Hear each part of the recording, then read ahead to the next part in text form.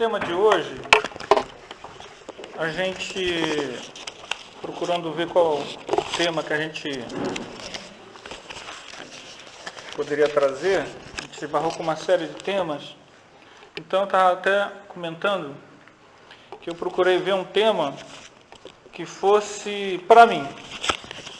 Eu acho que esse é um método bom da gente fazer palestra e até escrever artigo, escrever livro, é procurar olhar para si mesmo e ver as suas dificuldades e a partir daí desenvolver todo um trabalho em que o mais beneficiado é você mesmo, né? Porque você está pesquisando aquela abordagem. Então, o nosso tema começa com o seguinte questionamento. Será que o que vemos, o que nós olhamos, o que nós enxergamos é aquilo mesmo? Por que nós vemos do jeito que nós vemos? Por que nós interpretamos? Qual é o mecanismo que nos faz interpretar as coisas? A princípio, parece que isso é natural.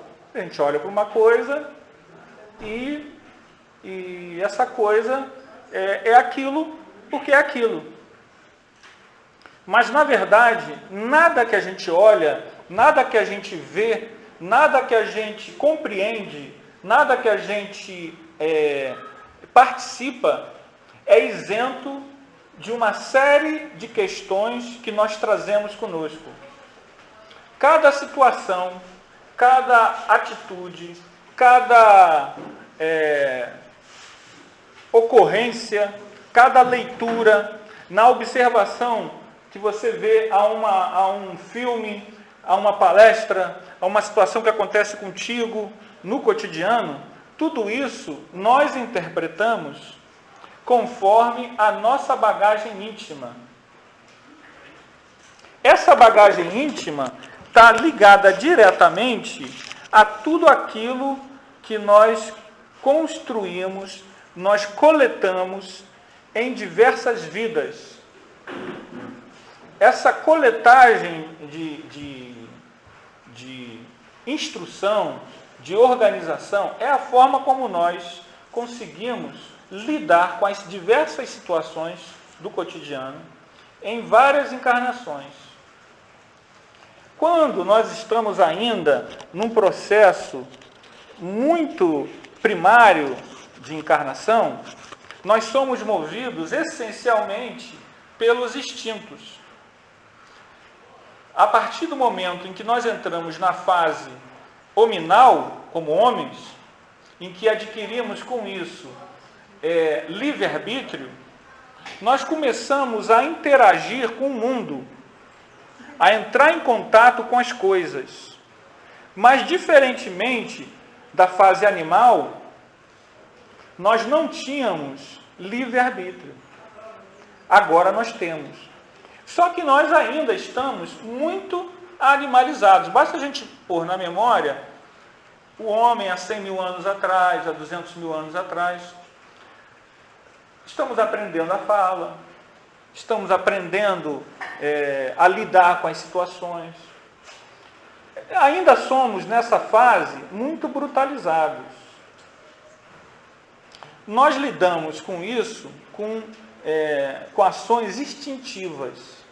O instinto, a codificação, ela trabalha com duas noções de instinto. Ela trabalha com a noção de instinto, como aquela noção natural, quando ele diz lá no Livro dos Espíritos, que o instinto, a gente nunca se livra dele, ele fica no estado latente. Esse instinto, ele até é um instinto que nós não poderíamos dizer que ele é negativo, porque ele faz parte do conjunto de aprendizados necessários para a sobrevivência da espécie. Nós trazemos essa bagagem conosco. Mas existe um outro instinto, que também a gente vê na codificação, que é aquele instinto que lá no Evangelho segundo o Espiritismo, eu vou até ler aqui. No Evangelho segundo o Espiritismo, melhor até lá no livro. Está aqui, já achei. É a mensagem O Amor, de Lázaro. A gente conhece, todo mundo conhece essa mensagem, é muito bonita. O amor resume toda a doutrina de Jesus, porque é o sentimento por excelência. E os sentimentos são os instintos elevados à altura do progresso realizado. No seu ponto de partida, o homem só tem instintos. Mais avançado e corrompido, só tem sensações. Mais instruído e purificado, tem sentimentos. E o amor é o requinte do sentimento. Então, Lázaro, no Evangelho segundo o Espiritismo, ele nos dá um processo evolutivo desse instinto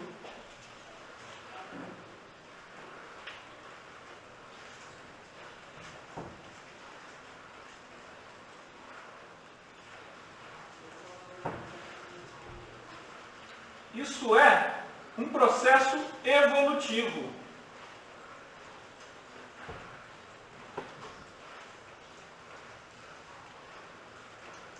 Emoções e sentimentos não são a mesma coisa. Emoções, elas estão atreladas às sensações. Então, nós, inicialmente, somos totalmente dominados pelos instintos. O instinto de sobrevivência, o instinto, somos movidos ao sabor dessas forças, que nós não temos ainda nenhum domínio sobre elas, e a culpa, a noção de culpa, ela também é completamente fora. A culpa, ela não existe nesse momento. À medida em que o indivíduo ele vai progredindo, ele passa dos instintos puros para as sensações, como nos diz Lázaro. Só que esse processo, ele vai se dando naturalmente com as encarnações. Ele vai se dando, ele vai ocorrendo, você vai crescendo, vai lidando com as situações, resolve as situações com esse processo. Não sei se vocês sabem, mas a evolução, ela é muito lenta. Muito lenta. E com o livre-arbítrio, tudo se complica. Porque o livre-arbítrio, ele é o maior desafio que o espírito tem pela frente. Por quê?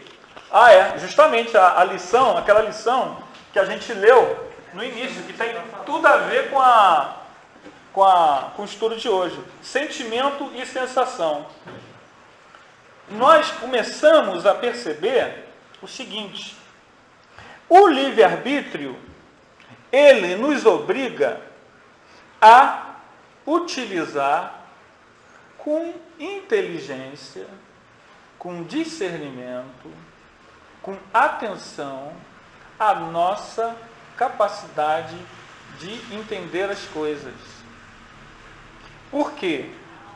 Você começa a perceber que as coisas do jeito que são, simplesmente, a gente sendo levado de roldão, não está trazendo felicidade, não está trazendo equilíbrio, não está trazendo paz. Mas a gente não chega num belo dia, senta numa figueira e ganha uma iluminação, como aconteceu com o Siddhartha Gautama.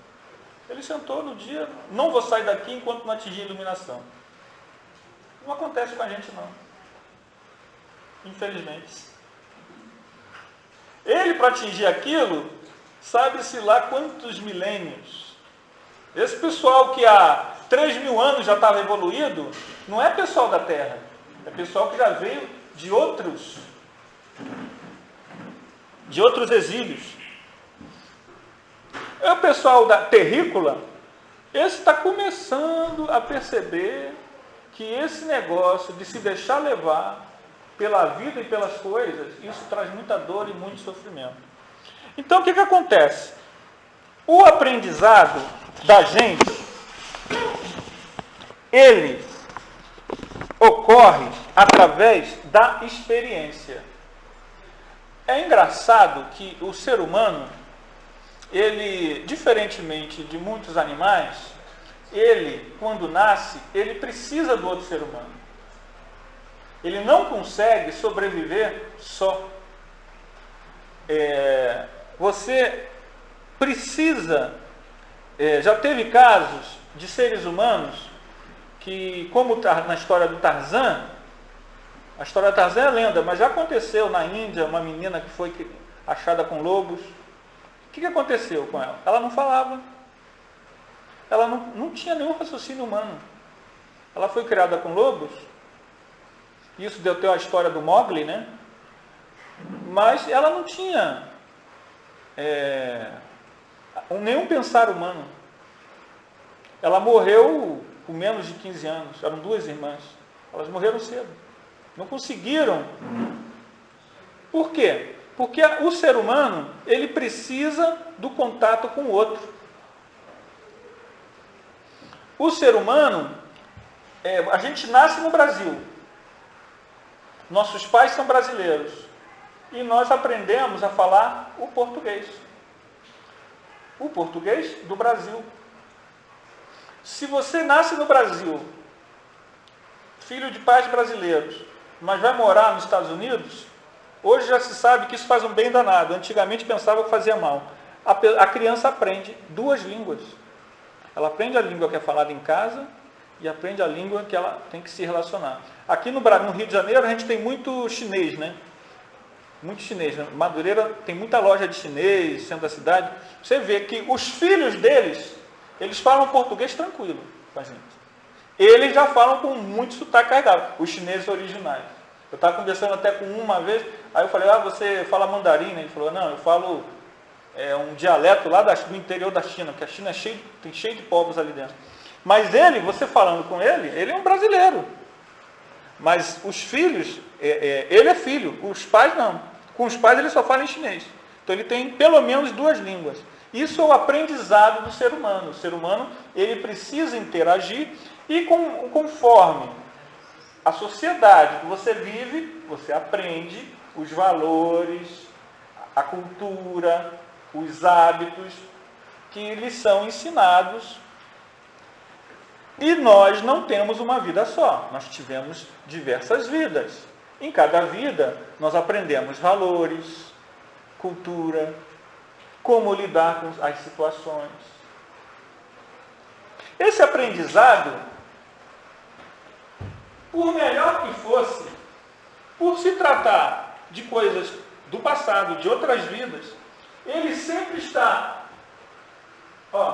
repleto disso aqui, repleto de ações instintivas, sensações, emoções pesadas.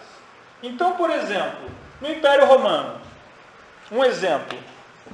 O Império Romano, saiu até uma série agora, não sei se alguém aqui pôde ver, assistir, Roma, uma série sobre Roma, em que eu estava falando com um amigo meu. Você vê que ali, você vê toda a força do que era o mundo sem o Evangelho, sem a moral cristã. Né? Na academia, na universidade, fala-se muito mal da moral cristã. Mas nesse seriado, você vê como era a crueza do ser humano, como nós éramos brutalizados, como matar não tinha nenhuma importância. Isso era uma coisa que fazia parte do processo. Essa é uma série até muito, assim, para quem é muito sensível, até falei para um amigo meu, olha, não assista com criança. Não é série para criança assistir. Uma série muito pesada. Né? Mas mostra com muita realidade como é que é a vida. Quando vocês veem essa série, se alguém vê, vocês pensam nisso.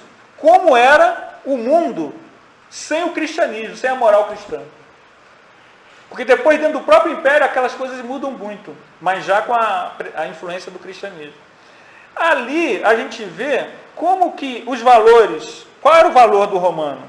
O orgulho, acima de tudo, era o orgulho. O orgulho era o maior valor que o romano prezava. A sua família, o seu núcleo familiar. Isso tinha o maior peso possível. A virilidade, a força. Todos os povos que escravizam, e o romano escravizava, ele não a escravidão na antiguidade, ela é diferente da escravidão aqui no tempo do Brasil. A escravidão na antiguidade tem nada a ver com o corpo. A escravidão na antiguidade era o seguinte: você me deve, eu te devo 10 reais, eu não tenho como pagar. Você vira escravo.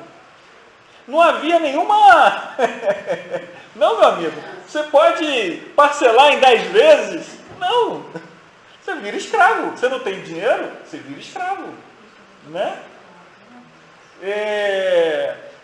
Você invade um outro povo. Ele perdeu a guerra? Você vira escravo.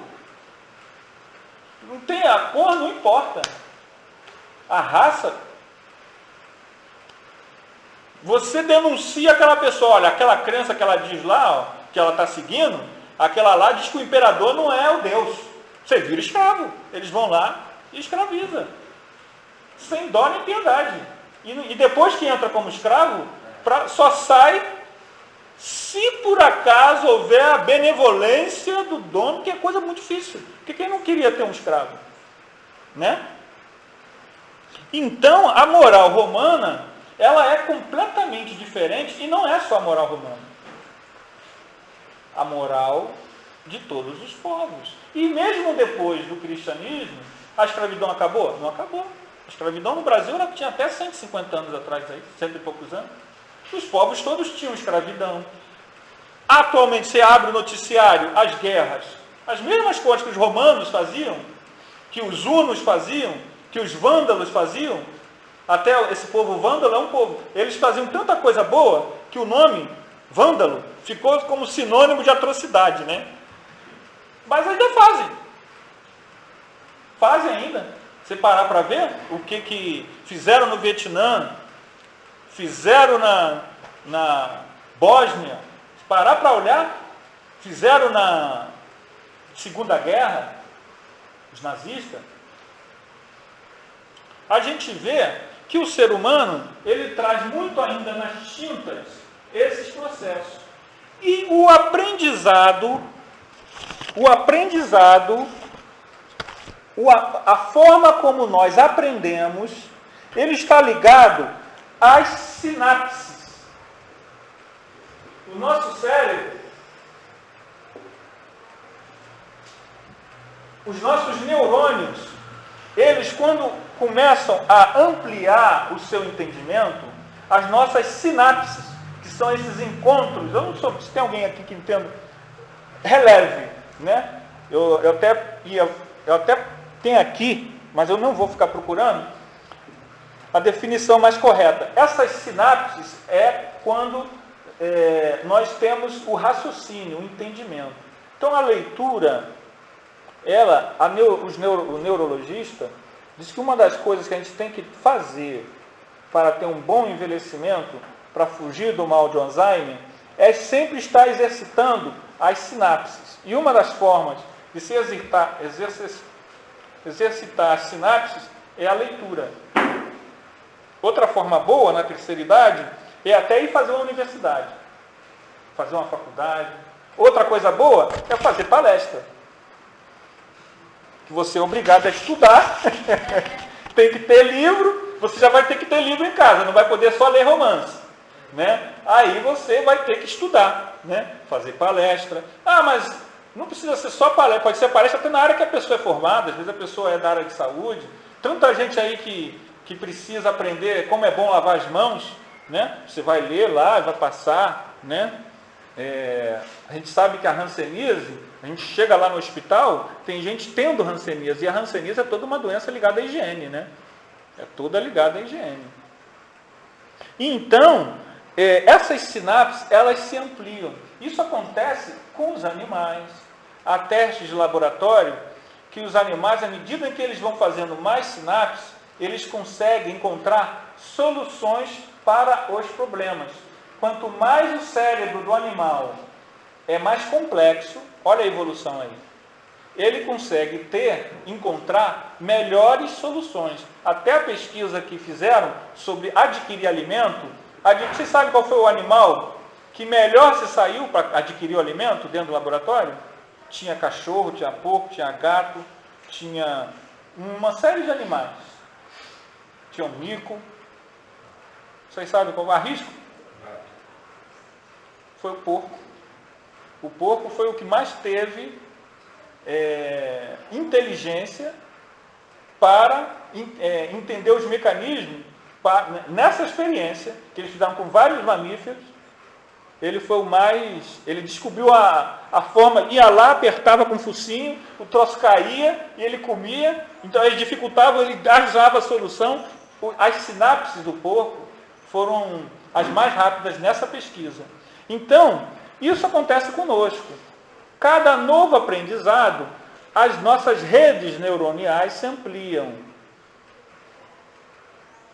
Essa ampliação das redes neuroniais, elas acontecem através de dois mecanismos.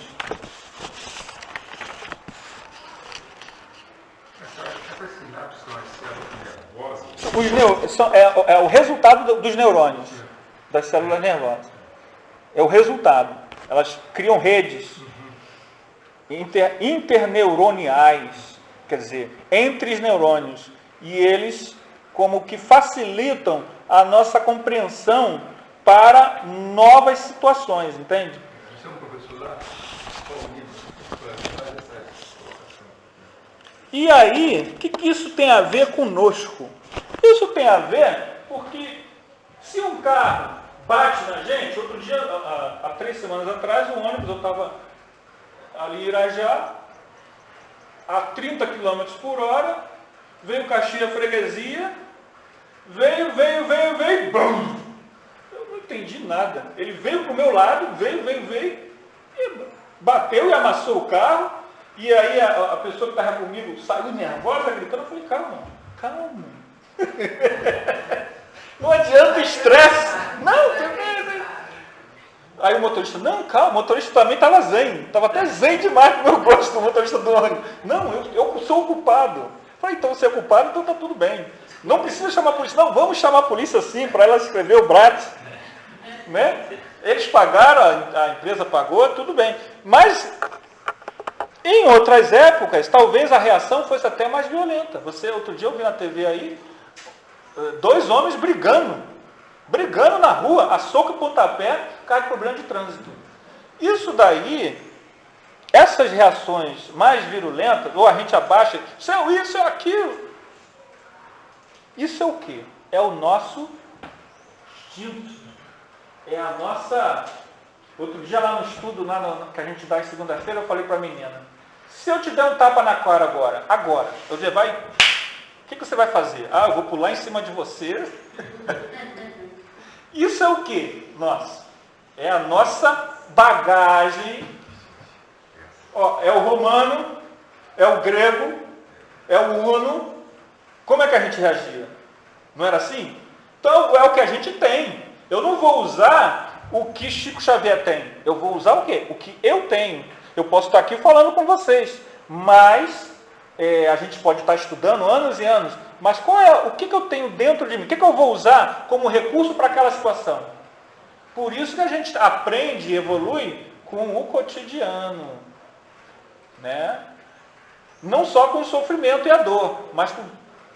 A dor é interessante, porque a gente estava ali assistindo agora, conversando com a dona Vovó Junqueira, eu fiquei assim, você vê que às vezes, para um espírito que está em prova, aquilo nem... Claro que ela tem momentos de dores, sozinho, mas ela passa com nota 100. Aí você olha aqui, eu falei, meu Deus, será que eu conseguiria?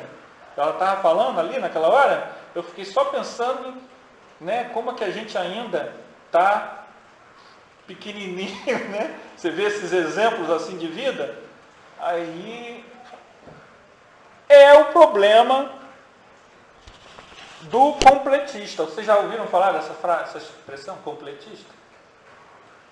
Está lá no Missionários da Luz. Eu gosto muito desse livro é maravilhoso.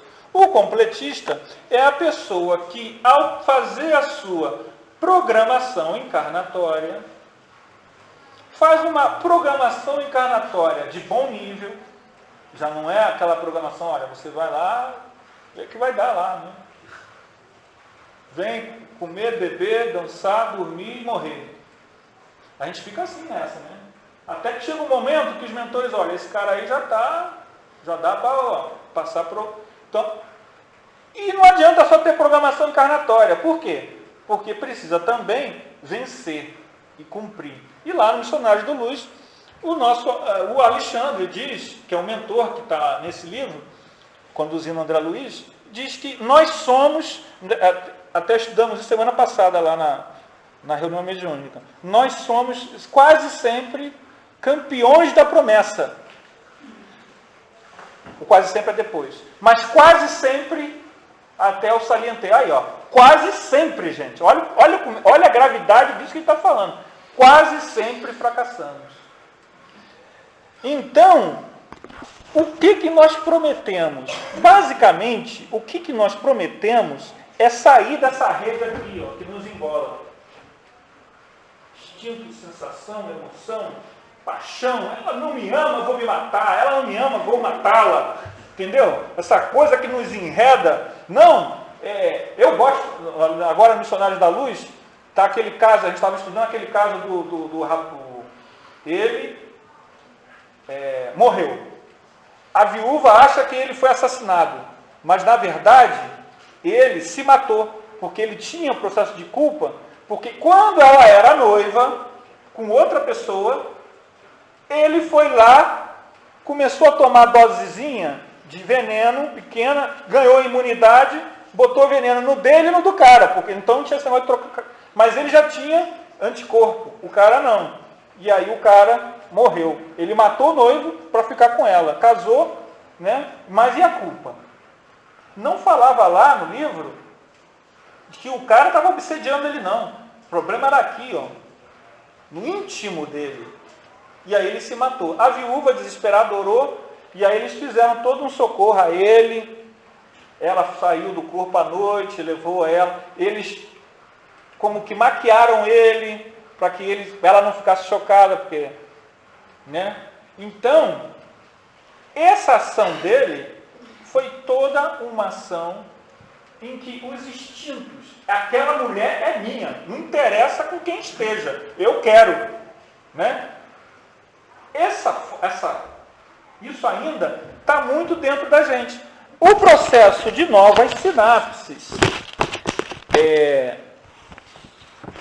esse processo, como eu falei, ele tem o problema do livre-arbítrio. E aí cria todo um problema. Porque essa evolução para o sentimento, ela não se dá pela força das coisas. A evolução para o sentimento, ela é... Eu tenho um LP do... Engraçado como a gente não esquece. Do Egberto Gismonti. E LP é aquela maravilha, né? Não é essas coisas de CD que só vem um papelzinho. LP tem um encarte, e aí ele bota assim, nesse LP que eu tenho, todo início é involuntário. Eu nunca me esqueci dessa frase. Todo início é involuntário. Para que nós possamos chegar ao sentimento, não adianta a gente esperar um belo dia sentar em cima debaixo da árvore e encontrar a iluminação. O processo, a lei do progresso é uma lei que exige, para esse nível, trabalho. Exige dedicação. Porque a partir do momento em que nós reconhecemos que isso é melhor, isso não muda a gente. Por quê? Porque nós temos, eu ia falar, O processo de aprendizado, queria ler, que era melhor. O processo de aprendizado, ele se dá através dos hábitos e da repetição. A repetição que nós vamos acumulando. São dois mecanismos que a gente utiliza. A atenção e o hábito.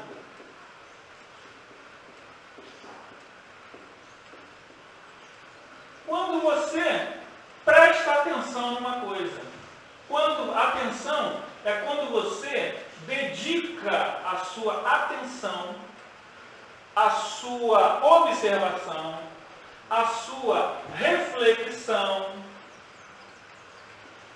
Às vezes, na obra de André Luiz, ele está narrando, acontece uma situação e ele diz, e nós ficamos meditando. Geralmente a gente já passa para o próximo parágrafo e não para ver a gravidade da afirmação, porque aquilo é uma enxurrada de informação para a gente. Só que a gente vai lendo como se fosse um romance. E a obra de André Luiz ela é muito instrutiva.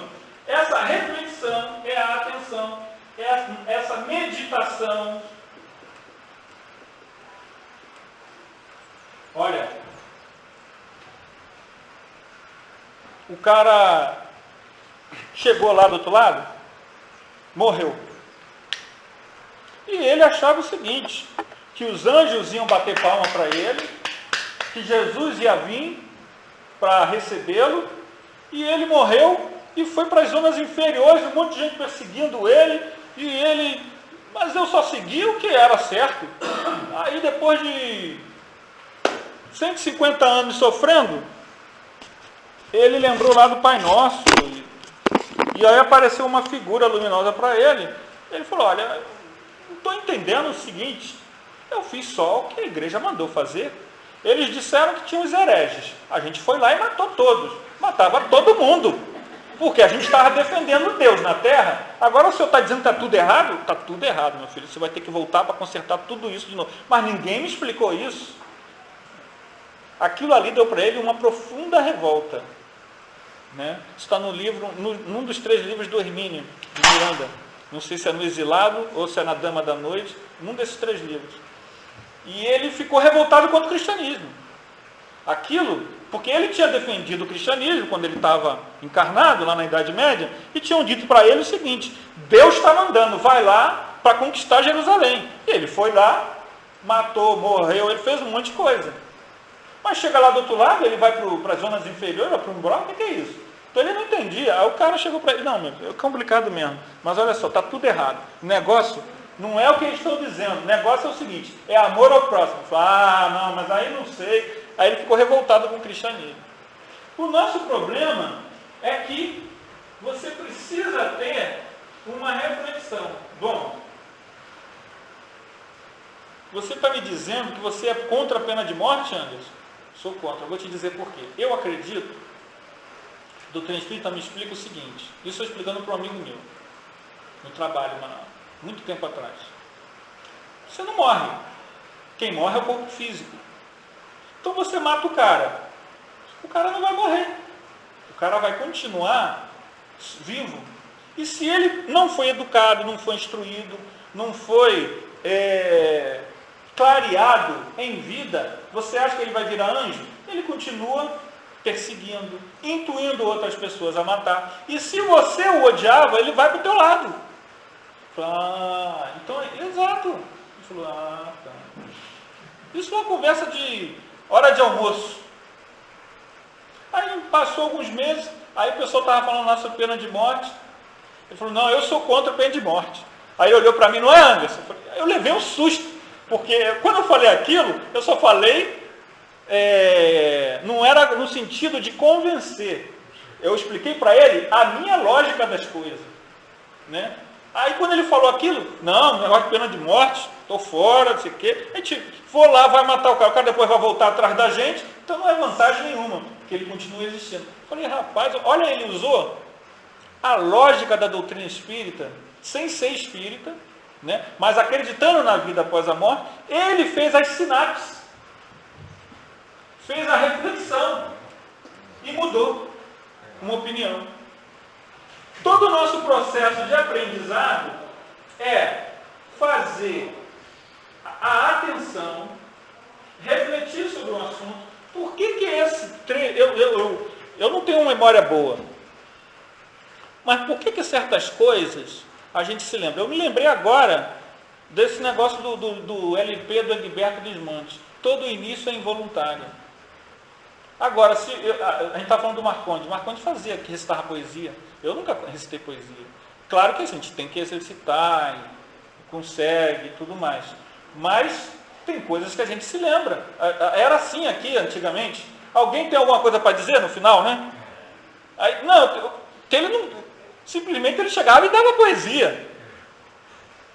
Não era uma coisa que havia um recital de poesia que você ficou em casa lá recitando, né? Aí às vezes, e aquela? Aí ele falava aquela outra. Memória, né? Memória. Hoje em dia isso nem existe mais, essa coisa de recital de poesia, mas é um exercício bom para a memória. A reflexão, a meditação e o tal do hábito. O hábito é justamente que nos pega pelo pé. Por quê? Porque os maus hábitos, nós os temos cheios. Porque todo o nosso passado, não sei se vocês sabem, né? Essa encarnação é a nossa melhor. Porque a lei é de progresso. Se a gente olhar há 1000 anos atrás, há 5000 anos atrás, há 500 anos atrás, nós éramos alguma pessoa lá, tudo bem, fazendo alguma coisa em algum lugar. Mas hoje é a nossa síntese melhor. É o nosso melhor handicap, nosso melhor, lembrando das Olimpíadas, né? Nosso melhor tempo, nossa melhor situação é hoje. Quanto mais para trás a gente olhar, pior a situação nossa. Então, o que nós mais temos? Hein? São sentimentos lá no passado ou são instintos, sensações e emoções? Tem gente que é muito evoluída, que há 10.000 anos só está no sentimento. Isso são os bambambãs, nem vem aqui muito, vem de vez em quando. Mas a gente tem, olhando os últimos 10.000 anos, sinto muito dizer para vocês, a gente está ligado em instintos, sensações e emoções. E isso gera o hábito. Então os nossos hábitos, eles são muito... O problema daquela música do Roberto Carlos, né? Que eu não... Tudo que eu gosto o que é imoral, o quê? É ilegal, imoral ou engorda, né? Por que isso é tão natural no nosso mau hábito alimentar? Mau hábito. Aí você fala, pô, mas é culpa. Você vai de igreja, de religião, só que é culpa. O problema nosso é que nós estamos tão atrelados aos maus hábitos, isso é tão repetitivo na nossa vida, que ganha como se fosse uma coisa da natureza.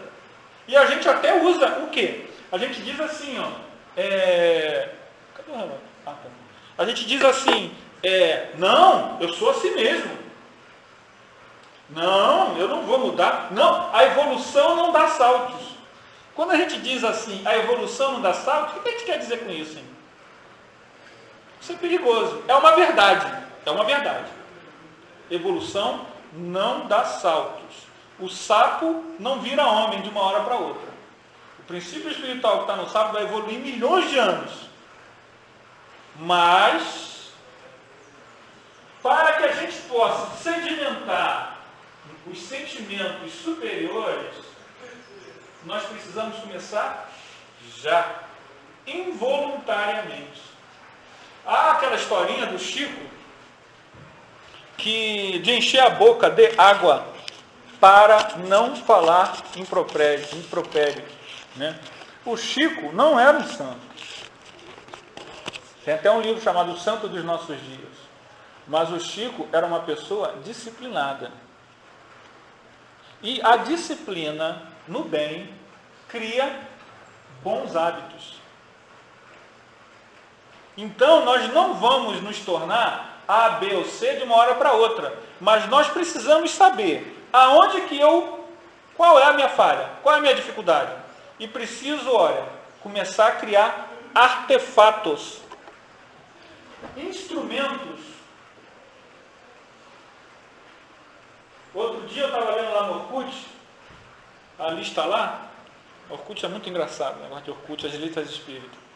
Começar a criar artefatos, instrumentos.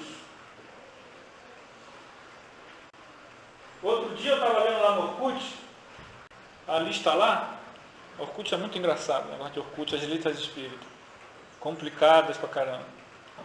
Esses artefatos, eles não são, vejam bem, esses artefatos são métodos, formas, estratégias. Esse negócio da boca d'água, isso não tem nada a ver com ponto doutrinário.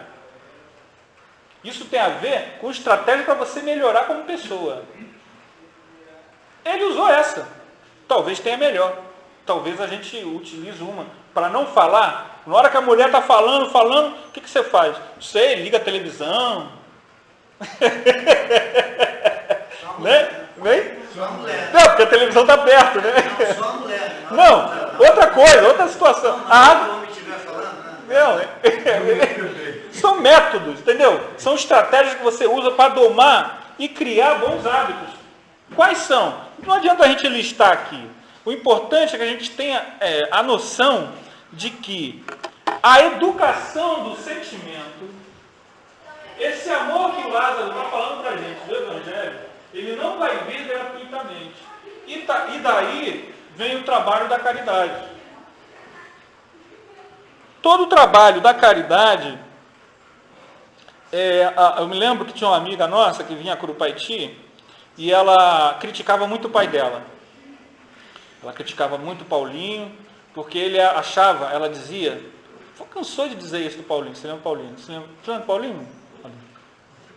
E, não, que meu pai é muito mecânico, que ele chega das coisas, mas não, Paula, não pode ser assim, você não pode. Não, mas ele tem que falar com as pessoas. Meu pai é muito mecânico, ele tem que sentir. Esse negócio de ele tem que ir para os outros é muito complicado. Porque é muito fácil, aquela que ela está falando é o pai dela, né? Tem toda uma relação ali de pai e filha. Mas o início das coisas, muitas vezes, como diz Emmanuel, muitas vezes a pessoa está fazendo um enorme esforço para estar ali. Você não pode querer que ela já seja o campeão da emoção, do sentimento, né? Isso não, você não pode cobrar do outro. Você tem que trabalhar, dentro de você. Até como exemplo, às vezes o teu exemplo vai fazer com que a pessoa, consiga quebrar essa barreira, que isso não é de hoje. Nós temos uma multidão de maus hábitos.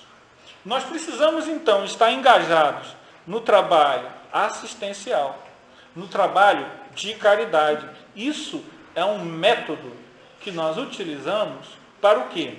Para dizer a nosso íntimo que nós não queremos mais compromisso com esse homem antigo. A nossa estrada de Damasco, ela não é mais... Não vai aparecer Jesus na nossa frente e vai dizer assim, rapaz, não faça isso. A nossa estrada de Damasco é o conhecimento espírita. E como você utiliza esse instrumento, que é a doutrina espírita, para a evolução do teu espírito. Esse é o nosso desafio. Hoje, você tem uma ênfase muito grande, né? Há muitas mensagens mediúnicas que nos dizem, olha, os espíritas estão chegando muito mal na espiritualidade, porque a gente virou muito teoricão. A gente tem muita teoria, mas o sentimento a gente não trabalhou. Então, existe um instrumento que é usado na pedagogia, que é a janela de Johari, que ela é mais ou menos isso aqui. Coisas que eu sei de mim e todo mundo sabe.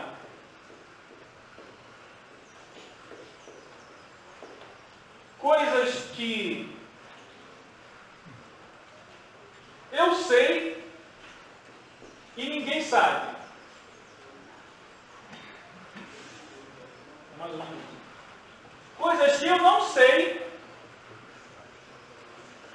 e todos sabem de mim. E aqui, eu não sei e ninguém sabe.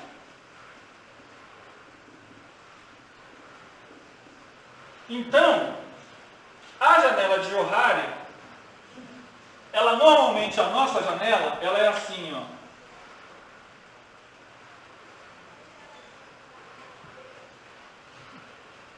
Isso aqui é pequenininho. Nós temos que, aos poucos, fazer isso aqui, ó. Essa parte aqui se tornar só ela. Todo o resto ser pequenininho. Ou não existir. Isso aí é o progresso. Nós temos todo esse mundo interior que muitas vezes os outros estão percebendo na gente, mas a gente não percebe. A gente até sabe, mas esconde porque pega mal, então ninguém sabe. E tem aquela coisa que a gente não sabe e ninguém sabe, que é tá lá o inconsciente, mas que sempre que uma dada situação inédita ocorre, nós podemos tirar do nosso bolso essa ação. Por isso ela é mais complicada. Por isso ela tem que ser a mais trabalhada. Porque ela pode nos pegar no inusitado. No inusitado. Eu conheço uma história de um presidente foi presidente de CRE, agora é seu, que ele disse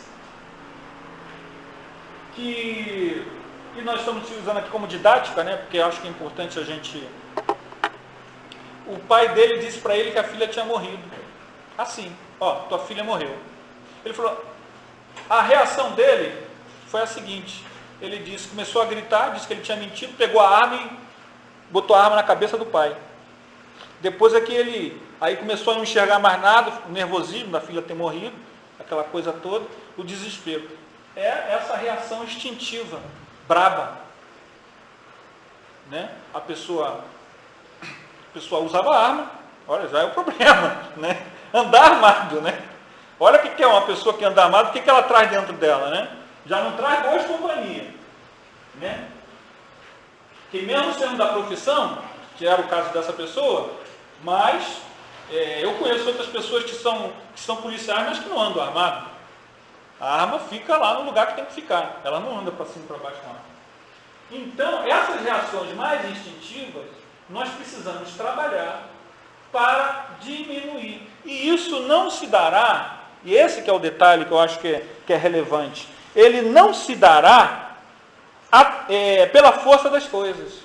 Nós vamos ter que utilizar da reflexão, da atenção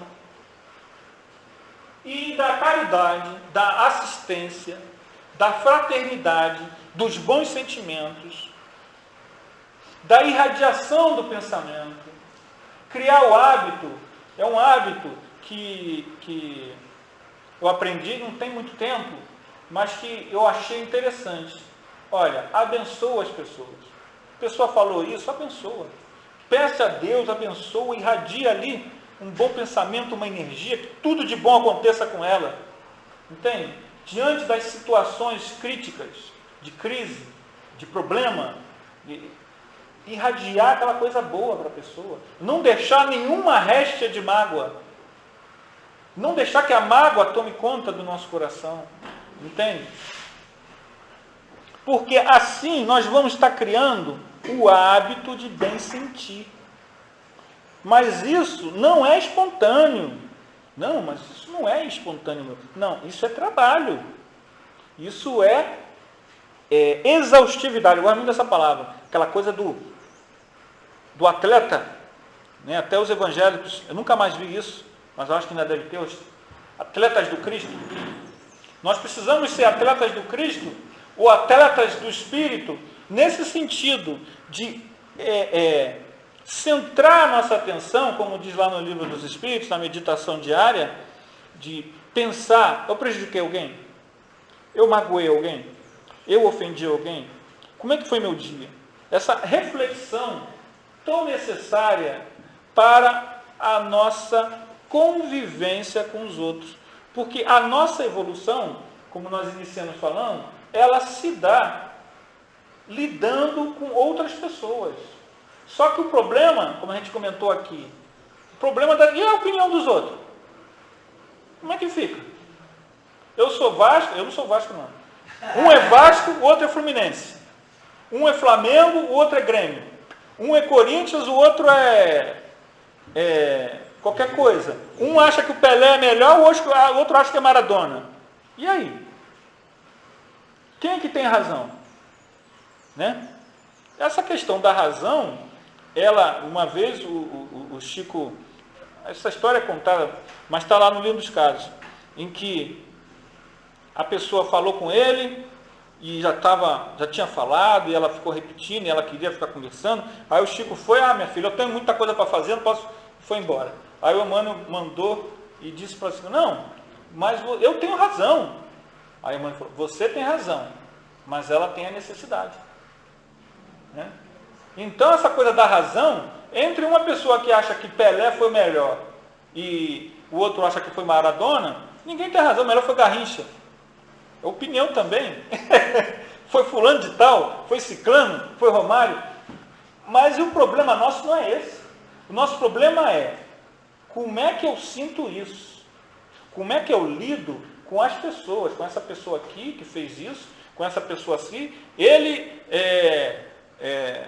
eu me lembrei hoje dele, na hora do Francisco. Você lembra do seu Francisco? Tinha aquela voz. Francisco II. Eu lembrei dele lá quando estava lá na primeira enfermaria. Não sei nem se ele está encarnado ou não.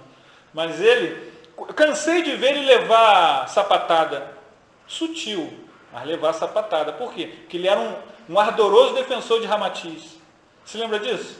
E ele falava, a gente conversou: não, mas que Ramatiz isso? Aí alguém sempre falava: não, mas no Livro dos Espíritos. Eu ficava calado, né? Ele dava logo... que a pessoa muito exaltada, né, que gosta daquilo. Não, mas isso... Ele era um leitor do Ramatiz, né? E a gente está aqui numa confraternização. Você tem que, né? A pessoa... Não é momento para você pegar pegar isso aqui. Olha, mas isso aqui... Entende? É um momento de você, né? Porque ele tem lá a casa dele que ele frequenta. Ele chegou até a visitar o Arautos lá. Eu me lembro disso, muito bem disso dele, dessas coisas dele. Fala: não, eu sou vegetariano há 30 anos. Porque Ramatiz falou, não sei o que, não sei o que lá, né? A vez o rapaz falou assim: você é espírita? Eu falei: sou, mas tu é espírita kardecista? Que tipo de espírita você é? Aí eu falei: não, eu sou espírita do meu jeito, e conforme a doutrina, né? Aí eu falei: não, porque eu sou espírita ramatiziano. Tá. Aí eu falei: não, tá legal. Eu falaria: eu sou espírita. Mas tá tudo bem, né? Ele tá bem lá, tá se sentindo bem, né? Nossos parentes que são protestantes, que são católicos, né? Outro dia, esses problemas teus, não sei o que, você tem que ir numa igreja, não sei o que, entendeu? E a gente escuta, a gente tem que saber conviver com as pessoas. E mais do que isso, a gente quer conquistar. Como a gente tem muita coisa na gente que a gente nem sabe o que tem ainda, tem algumas que a gente até sabe e não gosta, a gente tem que começar a conquistar esses bons hábitos, que é o trabalho assistencial, que é o voluntariado, né? Trabalhar como voluntário em casas de assistência, na casa espírita, é o trabalho mediúnico, é o trabalho do passe, é o trabalho das visitações, é o trabalho de visitar aqui o Curupaiti, e é o culto do Evangelho no lar.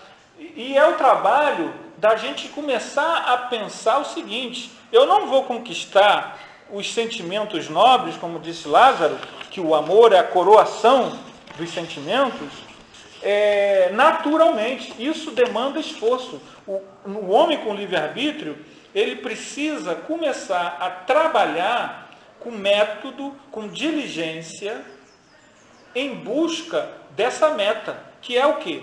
A meta da evolução, a meta do progresso, de se tornar um homem de bem, né?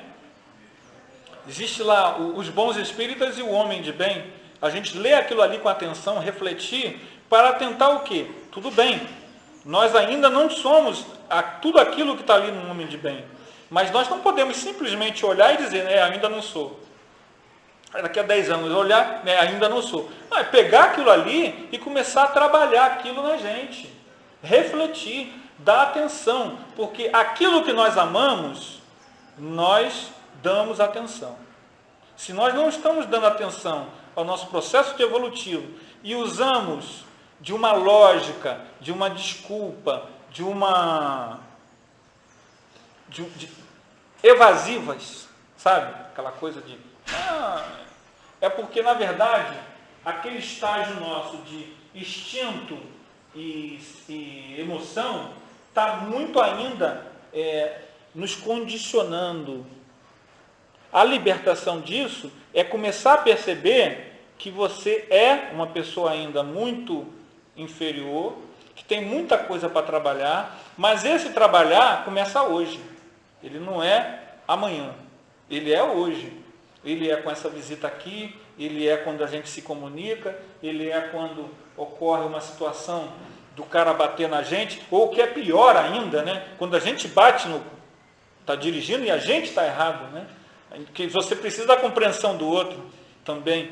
Ou quando acontece alguma situação dentro de casa, né? ou no trabalho, ou no centro, ou no movimento espírita, ou no Orkut, seja lá onde for, eu acho que a gente precisa entender que, estando na Terra para crescer, vamos crescer então.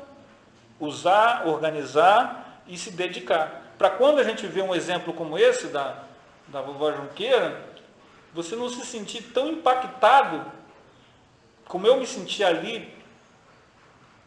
Caramba, os exemplos estão aí, né? Um aqui, outro... Aí você diz, não, mas é cheio de exemplos. Quanto mais você vai andando, você vai vendo os exemplos. E você fica sem desculpa.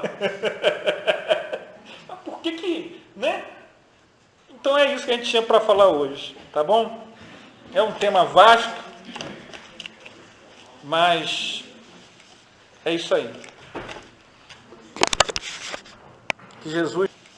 É isso aí. Que Jesus nos abençoe e nos continue nos motivando para a gente realizar o trabalho que a gente sabe que tem que fazer mesmo.